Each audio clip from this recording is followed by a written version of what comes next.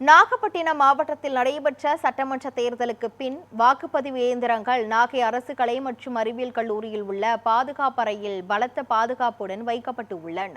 நாகப்பட்டினம், வேதாரண்யம் மற்றும் கீழ்வேளூர் தொகுதிகளில் உள்ள சுமார் 700 வாக்குச்சாவடிகளில் பதிவான இயந்திரங்கள் மாவட்ட ஆட்சியர் மற்றும் தேர்தல் பார்வையாளர் முன்னிலையில் வேட்பாளர் முகவர்களின் ஒப்புதலுடன் பூட்டி சீல் வைக்கப்பட்டன. மேலும் பாதுகாப்பறைக்கு மின் இணைப்பு துண்டிக்கப்பட்டு 24 மணி நேரமும் சிசிடிவி கேமராக்கள் மூலம் கண்காணிப்பு ஏற்படுத்தப்பட்டுள்ளது. துணை ராணுவ படை, தமிழ்நாடு சிறப்பு காவல் படை மற்றும் போலீசார் என 3 அடுக்கு பாதுகாப்பு வழங்கப்பட்டுள்ள நிலையில் வரும் 4ஆம் தேதி நடைபெறவுள்ள வாக்கு எண்ணிக்கைக்கான முன்னெச்சரிக்கை பணிகளும் தீவிரப்படுத்தப்பட்டு உள்ளன.